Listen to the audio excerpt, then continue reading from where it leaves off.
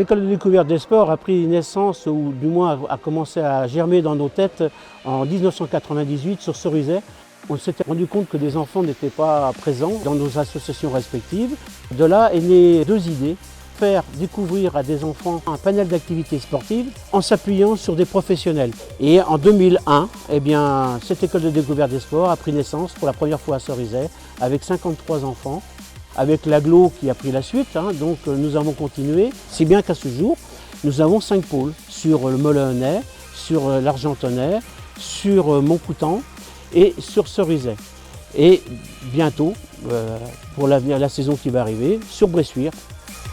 En 2016, nous avons commencé à intégrer des enfants handicapés sur l'ensemble de nos activités sportives. Avec la Fondation Wesco, nous avons développé cette école de découverte sport handi et rapidement derrière, ce qui s'est passé, c'est que les aînés qui étaient en sport santé ont demandé aussi à venir avec l'école des sports si on pouvait animer leurs séances. Ce qui nous a permis de dire, nous allons lancer ce projet ex aequo.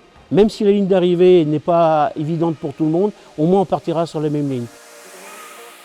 L'école de découverte des sports du Bocage vise à proposer des activités physiques pour toutes les personnes éloignées de la pratique. Depuis 2 saisons, nous avons ouvert une école de découverte spéciale handisport, où là l'idée c'est d'accueillir les enfants en difficulté motrice et sensorielle. L'idée c'est de proposer les mêmes activités que pour les enfants valides, mais avec une adaptation qui leur permet de découvrir tous les sports et de potentiellement s'orienter après vers les clubs qui ont réussi à créer une section handisport.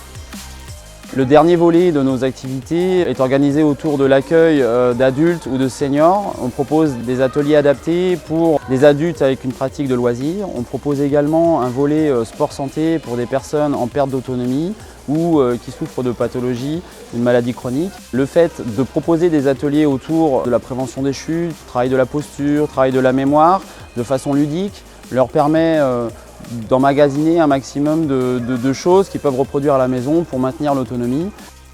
Enfin, tous ces publics qui sont accueillis sont aussi réunis autour de manifestations ponctuelles qu'on appelle activités intergénérationnelles, où on arrive à proposer des activités qui favorisent le lien entre les générations, le partage et les valeurs qui nous paraissent essentielles autour de la pratique sportive.